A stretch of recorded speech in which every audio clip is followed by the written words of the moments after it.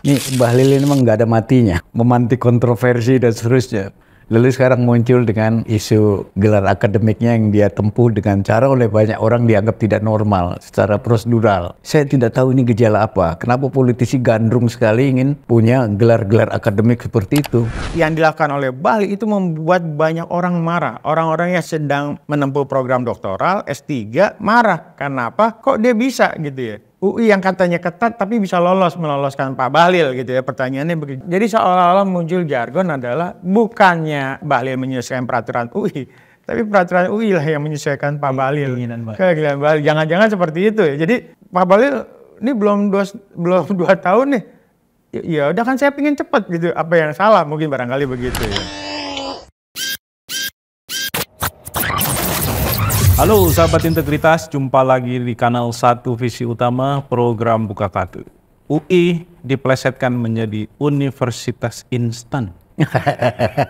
Ini netizen kita ini memang kreatif ya. Hal ini muncul setelah kontroversi gelar doktor yang diraih oleh Bahlil, Menteri ISDM, Ketua Umum Partai Golkar, di kampus yang sebenarnya dianggap kampus nomor 1 di Indonesia. Nah, untuk membahas fenomena ini ya, karena ini juga bukan yang pertama sebenarnya, ada banyak sekali pejabat publik di Indonesia yang juga ditengarai mendapatkan gelar doktor, profesor gitu ya, dari kampus-kampus ternama juga. Kita akan membahasnya dengan dua narasumber. Pertama adalah Buya Tafta, yang kedua Emerson Junto. Emerson dulu lah. Emerson Junto ini adalah kandidat dokter honoris causa. Humoris. Honoris causa. Masih Dari kandidat. universitas mana, Zon? UIPM tapi UIPM. cuman Pamulang tapi kayaknya. Universitas Indonesia Pamulang. Pamulang Maju. Terus Indonesia Pamulang Maju. Saya akan ke Buya dulu, Buya. Iya boleh. Ini kan ada satu situasi di mana kasus Bahlil ini meskipun masih harus diuji ya, apakah prosesnya benar. Ya meskipun indikasi awal itu kan sudah meragukan ya. Mosok gelar doktor riset itu 20 bulan sudah selesai gitu ya. Sementara untuk master aja yang by research itu 2 tahun gitu ya baru selesai. Apalagi kalau ini doktor gitu. Tapi saya tidak akan masuk ke situ untuk Buya, tapi saya akan masuk ke gejala di mana para politisi kita itu senang sekali untuk mendapatkan legitimasi akademik, gelar-gelar akademik, ya entah itu dalam bentuk doktor, profesor, doktor honoris causa, ya itu kan yang banyak sekali dijual ya, diperoleh juga oleh para pejabat publik kita. Ini apakah sebenarnya kekuasaan mereka sendiri nggak cukup sebenarnya? Mereka sudah jadi menteri, mereka sudah jadi ini, sudah jadi itu, tapi masih pengen ada gelar lain di kartu nama mereka ini. Iya. Ini kan ramenya karena dipicu Bahlil ya. Sebetulnya kan gejala ini terjadi udah lama sekali di kalangan itu ya, di kalangan para politisi. Ini Bahlil ini memang nggak ada matinya, ya kan? Ini figur yang cukup usable ya, memantik kontroversi dan seterusnya. Baru saja terpilih sebagai ketua umum Golkar dengan cara yang di luar dugaan banyak orang. Dia bikin statement memunculkan frasa Raja Jawa. Oh itu juga heboh ya. Dan sampai sekarang dipakai banyak orang. Lalu sekarang muncul dengan isu gelar akademiknya yang dia tempuh dengan cara oleh banyak orang dianggap tidak normal secara prosedural gitu kan. Dia menjadi ramai karena Bahlil ya kan. Tapi sebetulnya kasus yang sama terjadi di banyak politisi ya kan. Saya tidak tahu ini gejala apa. Kenapa politisi gandrung sekali ingin punya gelar-gelar akademik seperti itu ya. Mungkin untuk memperkaya legitimasi ya, bahwa dia orang yang cukup terdidik, orang yang punya kompetensi secara akademik dan seterusnya segala macam. Karena gelar itu kan begitu dipampangkan menjadi konsumsi publik, kayak barang iklan, ya kan?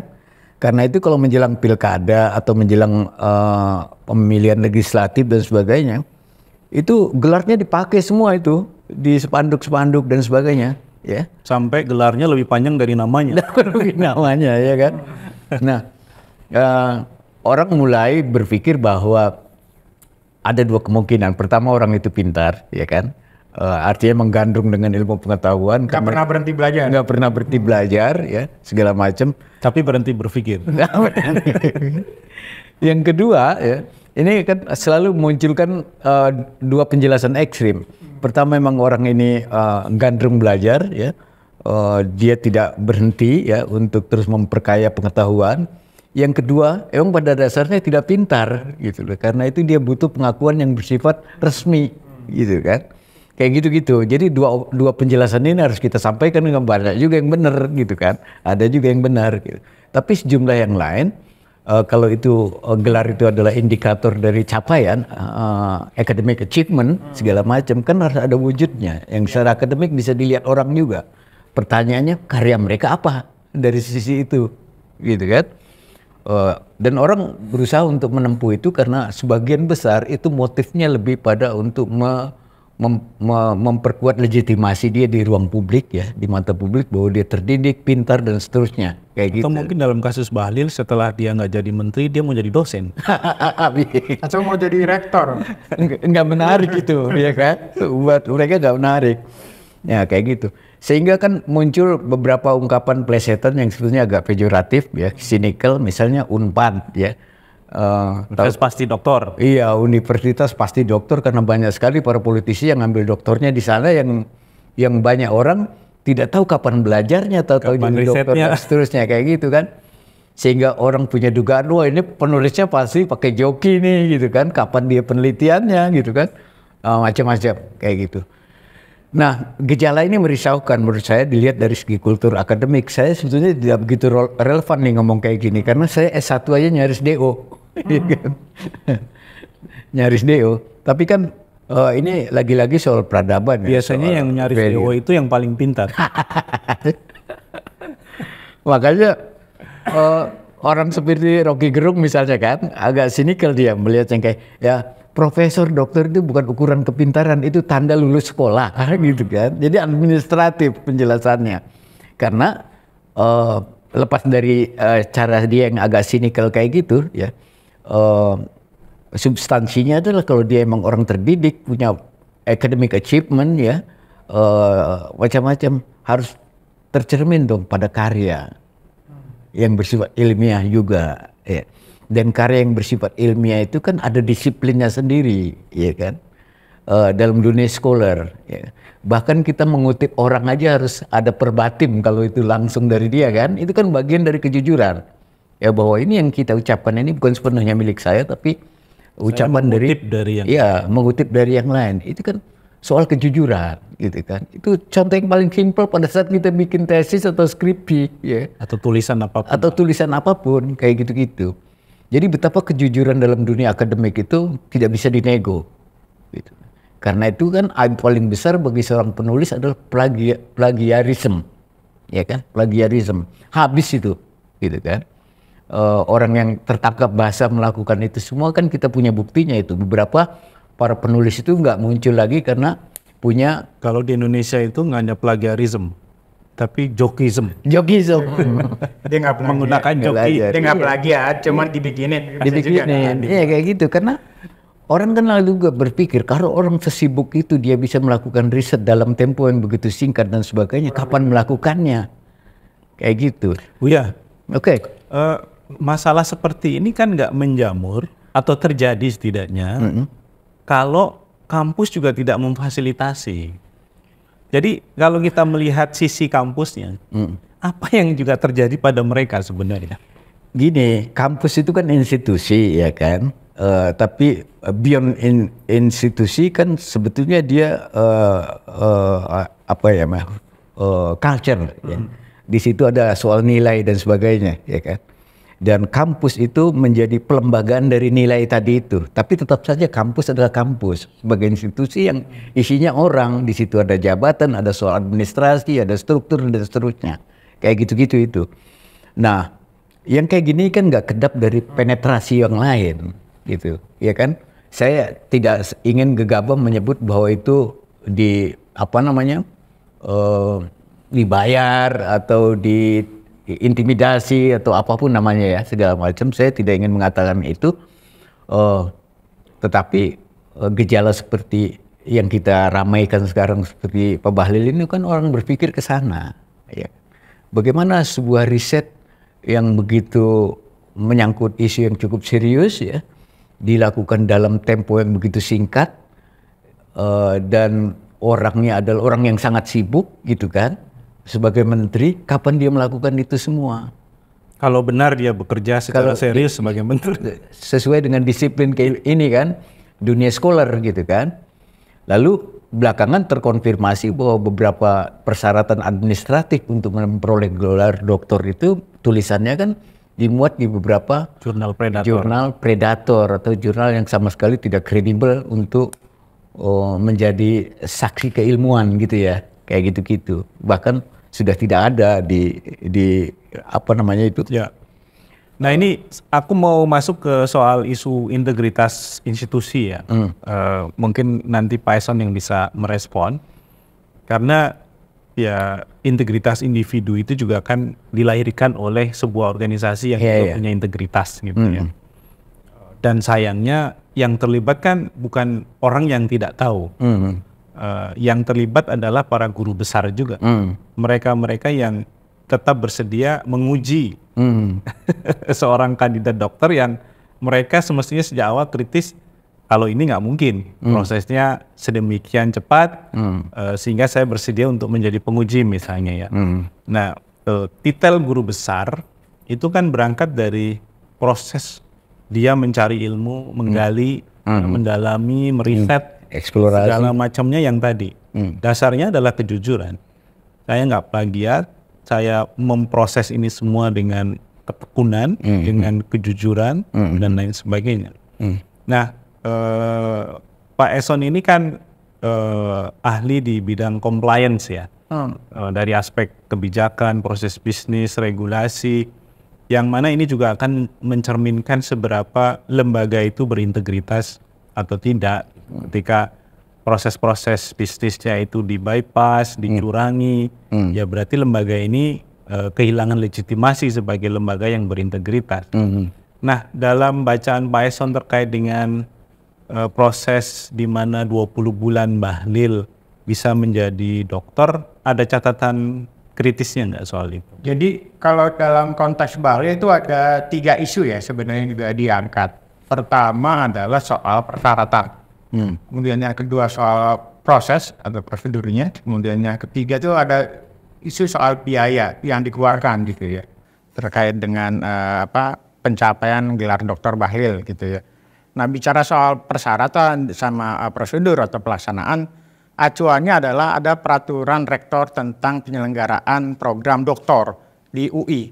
Jadi ini peraturan terkait dengan penyelenggaraan doktor di UI itu paling tidak sudah ada 3 kali proses pergantian. Pertama di nomor 16 tahun 2016, kemudian 26 2022, sama yang terakhir 3 2024. Nah, cuma memang kalau kita mengacu ketiga hal gitu, kalau kita coba lihat lagi baik persyaratan kan tadi disinggung oleh Buya dan juga Adnan soal salah satu syaratnya adalah misalnya diterbitkan dalam 2 jurnal gitu ya, yang mungkin dianggap kredibel.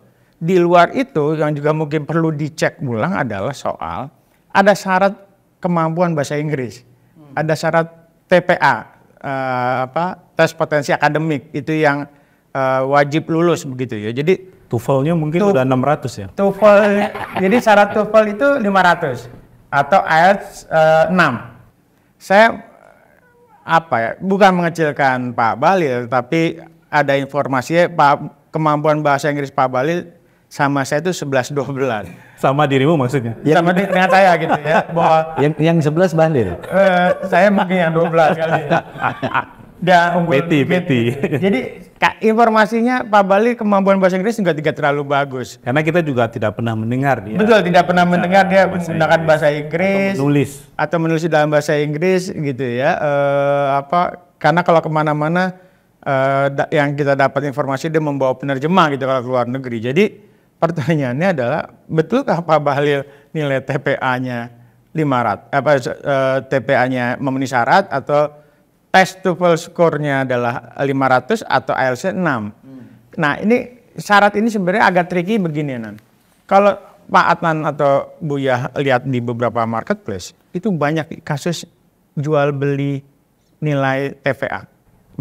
Jual beli nilai IELTS atau TOEFL. Jadi dulu waktu itu saya juga iseng misalnya bongkar salah satu. Membongkar atau mau membeli waktu itu? Karena beli sih enggak. Ada bawaannya kesel. Kesel kenapa? Saya tuh gagal pengen ikut program S2 di UGM karena salah satu syarat awalnya adalah ada tes TOEFL 600 kemudian IELTS-nya. Oh, dirimu nggak mencapai itu? Nggak mencapai itu. Saya agak kesel. Kok gampang orang mungkin dari sisi kemampuan kok sama mungkin standar sama dengan saya, tapi dia bagus gitu ya, bisa diterima di program studi. Karena mungkin ada fasilitas tadi. Ya, jadi kita curiga ini sebenarnya dia benar memang bahasa Inggrisnya bagus atau beli gitu ya. Atau mungkin kita undang sekali-kali dalam forum bahasa Inggris ya. Betul, bisa juga dalam bahasa Inggris. Itu yang pertama. Jadi di luar syarat yang jurnal kan ada IPK sebelumnya 3,0, kemudian tadi lulus PPA yang diselenggarakan oleh UI, kemudian tes TOEFL itu yang skor minimal. Secara teknis. Nah, itu yang kemudian banyak menjadi persoalan. Benarkah gitu dia sudah memenuhi syarat? Satu. Kemudian secara prosedur.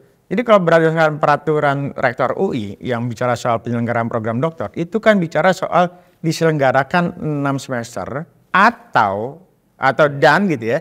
Dan minimal sekurang-kurangnya 4 semester atau selambat-lambatnya atau selama-lamanya adalah 10 semester Bu ya untuk program doktor. Nah, Bahlil ini 4 semester aja belum. 4 semester belum. Artinya kan secara normatif berdasarkan peraturan perundang-undangan yang dibuat di internal UI sendiri ada persoalan kan. Ini menjadi pertanyaan. Dan yang dilakukan oleh Bahlil itu membuat banyak orang marah. Orang-orang yang sedang menempuh program doktoral S3 marah. Kenapa? Kok dia bisa gitu ya? UI yang katanya ketat tapi bisa meloloskan Pak Bahlil gitu ya. Pertanyaannya begitu. Jadi ada yang jadi seolah-olah muncul jargon adalah bukannya UI Bahlil menyesuaikan peraturan UI, tapi peraturan UI lah yang menyesuaikan Pak Bahlil. Keinginan Bahlil. Jangan-jangan seperti itu ya. Jadi Pak Bahlil ini belum 2 tahun nih. Ya udah kan saya pengen cepat gitu, apa yang salah mungkin barangkali begitu ya. Nah ini yang kemudian karena sekarang memang sedang masanya prosedur itu di bypass. Iya, mungkin karena dia bisa banyak pihak yang membaca bahwa emang kalau lebih cepat apa yang salah mungkin barangkali begitu. Karena mungkin tingkat kemampuan intelektualnya Pak Bahlil tinggi banget gitu ya. Emang orang nggak boleh pinter. Orang nggak boleh pinter. Emang S3 harus. Atau ada ini jalur akselerasi. Bisa juga. Mungkin jalur akselerasi. Jadi karena mungkin kemampuan di atas rata-rata kita gitu ya, Pak Bahlil itu menembus bahkan kalau bisa dikatakan memecahkan rekor gitu ya. Ya, dan pastinya dia di atas rata-rata kita. Iya, betul. Karena bisa menjadi ketum Golkar dan juga jadi menteri kan. Jadi menteri dan dapat dokter dari UI yang katanya juga ketat begitu. Ya, saya juga mendengar sebenarnya keluhan gitu ya dari para mahasiswa S3 UI. Yang kebetulan juga alumni UI gitu ya. Seringkali mereka itu merasa prosesnya itu sulit. Ada hal-hal yang membuat mereka itu kadang-kadang gagal bahkan menjadi doktor di UI gitu ya, dan akhirnya mengambil program S3 di kampus tempat lain gitu ya, atau sekalian di luar negeri karena mungkin pembimbingnya, promotornya itu lebih suportif dan lain-lain gitu ya. Nah memang ini yang kemudian menimbulkan kekecewaan, kecemburuan gitu ya bagi yang lain yang mungkin membayar dengan biaya yang sama gitu, tapi mendapatkan treatment yang berbeda. Nah tadi soal syarat biaya itu ada nggak informasi? Kalau biaya sih enggak ya, mungkin enggak ada. Cuman kan Ya, jadi begini, biaya mungkin harus dicek kembali apakah biaya-biaya yang dilakukan normal atau ada janji-janji tertentu. Kemudian kan yang menarik misalnya ketika Pak Bahlil selesai program doktor, kemudian orang melihat siapa promotornya. Kemudian muncul ada Chandra Wijaya yang di salah satunya adalah komisaris independen di salah satu BUMN begitu, Pak Adnan. Jadi ada jangan-jangan ada isu soal konflik kepentingan di situ. Jadi karena ada sesuatu yang kemudian diperoleh atau dijabat, ya kemudian dia memberikan privilege gitu ya ke Pak Bahlil. Nah itu yang kemudian ini menarik ya. Jadi responnya ada dua sekarang yang berkembang. Pertama mulai muncul petisi online yang meminta meninjau ulang. Ini dari para alumni UI. Kemudian yang kedua ini kan juga Dewan Senat Universitas ya. Ada di dalamnya ada Bu Harkristuti juga. Kabar terakhir ada membentuk tim investigasi untuk meninjau ulang pencapaian atau proses program doktor dari Pak Bahlil. Jadi mungkin kalau bahasa kita yang mungkin yang awam adalah umum, itu perlu dilakukan audit terhadap proses-proses baik dari persyaratan, pelaksanaan, dan tentu nggak hanya Bahlil aja ya. Iya mungkin di tempat yang sudah mulai memeriksa ulang semua yang mendapatkan gelar doktor dengan cara-cara yang mungkin tidak terlalu normal dianggapnya gitu. Ya itu yang kalau nggak disebut abnormal. Ya mungkin karena kemampuan tutup, Bu ya. Kemampuannya karena di atas rata-rata ya, di luar kemampuan kita gitu. Tapi ada juga yang kemudian dengan bercanda mengatakan ya kalau UGM kan sudah punya Jokowi dan Pratikno, sekarang UI punya Bahlil. Banyak lah ya, cynical. Ya, walaupun kita suka tanya, woi keren, teman-teman nih satu alma mater nih sama Bahlil gitu. Tapi ada juga yang membantah, waduh saya jadi malu mas itu begitu. Jadi bukannya bangga, ya mestinya UI karena dia dianggap sebagai kampus nomor 1 ya di Indonesia kan. Sampai hari ini bahkan reputasi itu dipertahankan. Mestinya ya tidak secara gegabah ya bisa memfasilitasi adanya pejabat publik yang secara prosedural tadi sebenarnya juga dipertanyakan untuk mendapatkan gelar doktornya, belum tentu juga pernah ada di kelas gitu ya.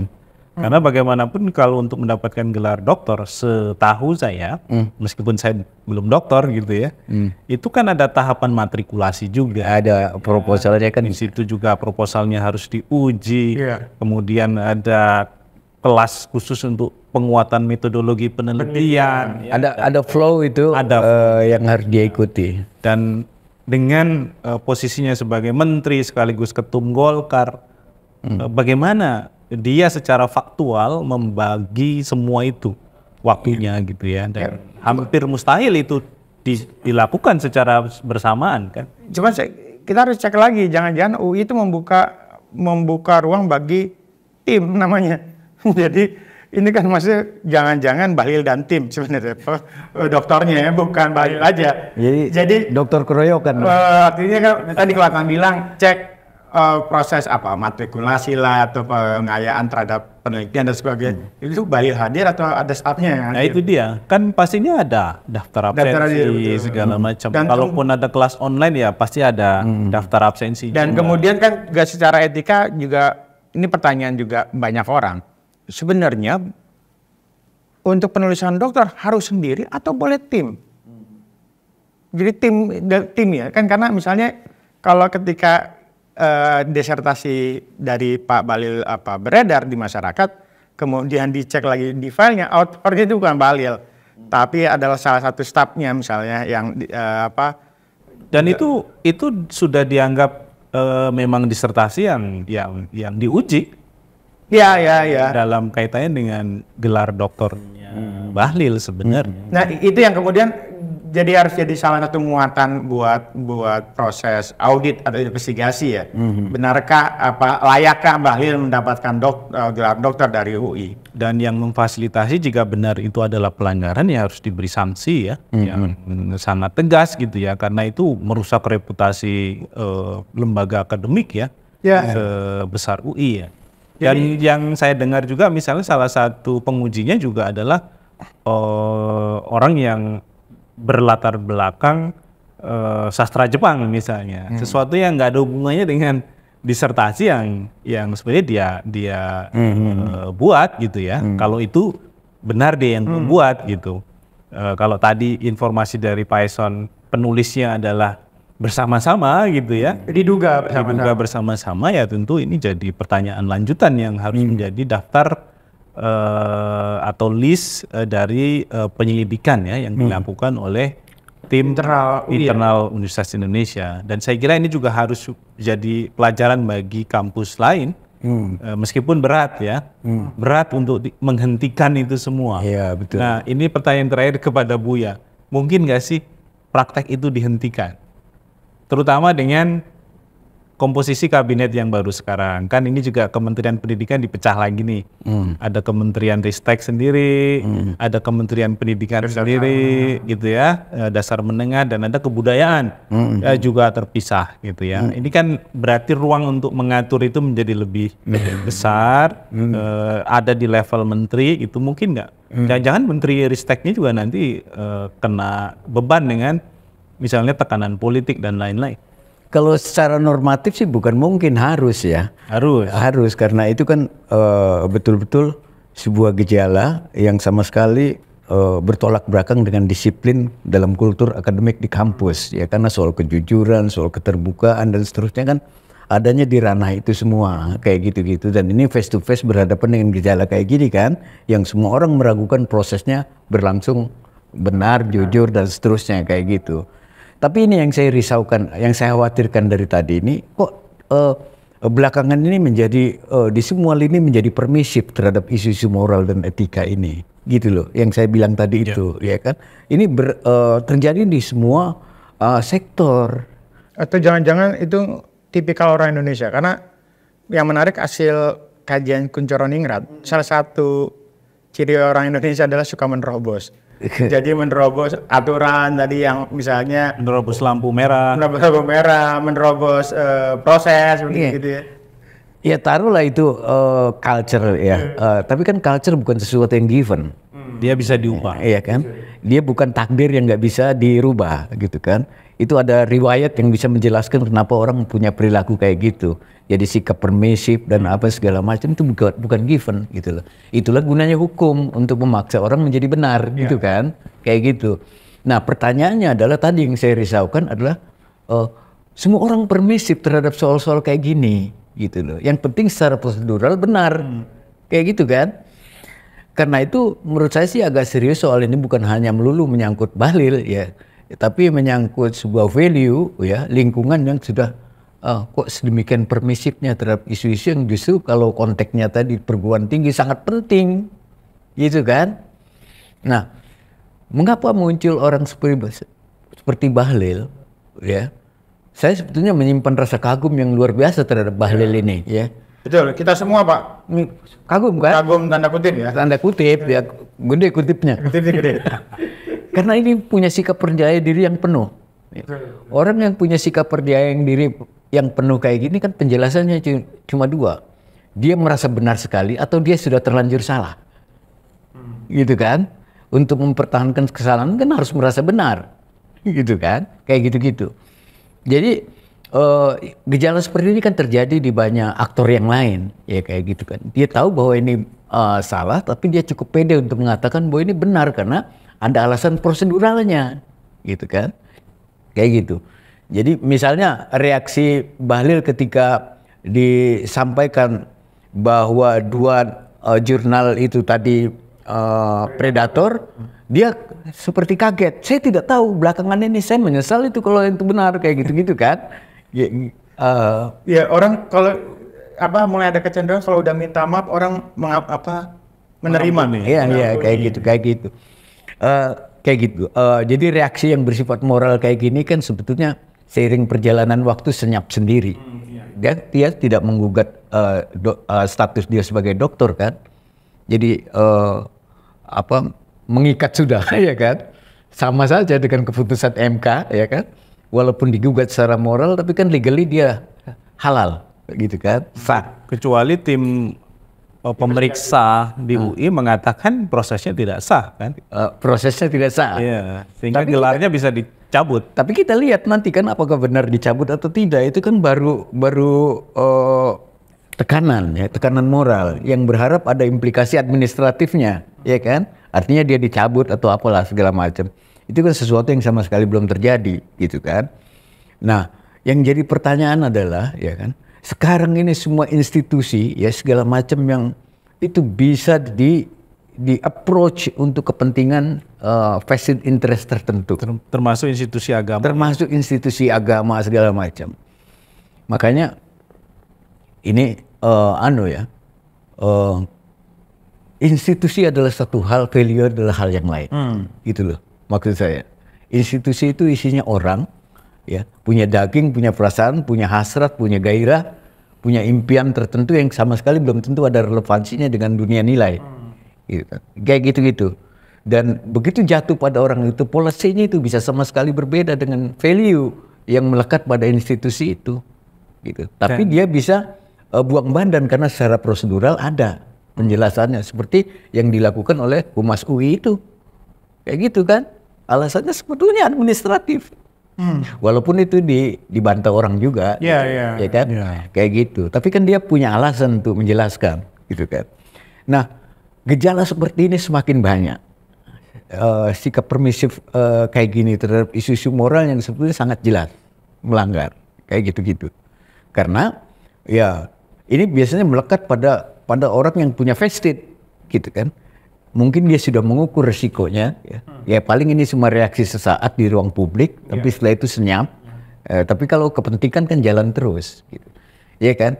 Kalau Anda dibayar, misalnya ini contoh saja, 200 juta untuk menghalalkan sebuah cara yang keliru, ya, menggunakan prosedur tertentu, dapat reaksi seminggu misalnya, 200 juta itu kan gak hilang selama seminggu.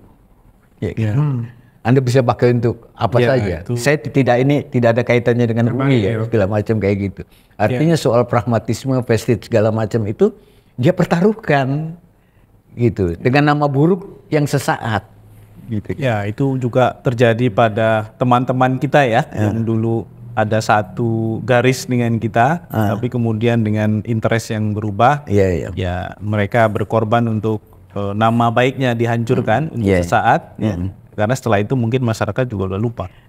Cuma saya gini Om, terhadap teman-teman seperti itu, saya tidak langsung jumping bahwa mereka buruk ya.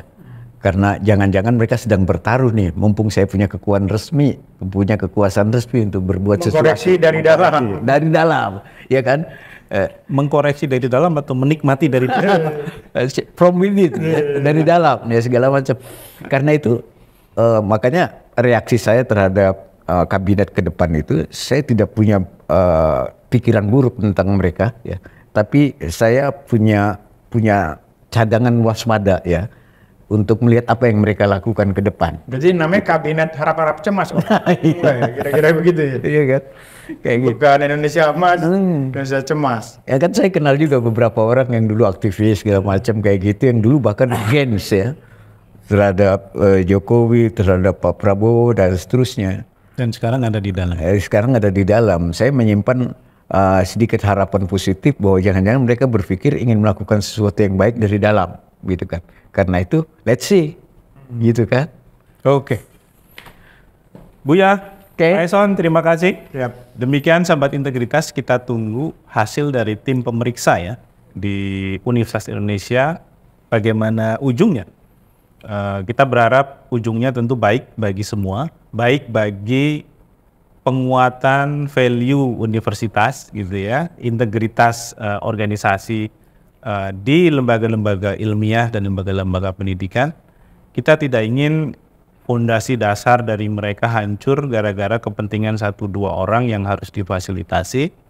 Kita ingin kampus tetap menjadi kompas moral bagi bangsa ini, menjadi oposisi sejati bagi kekuasaan.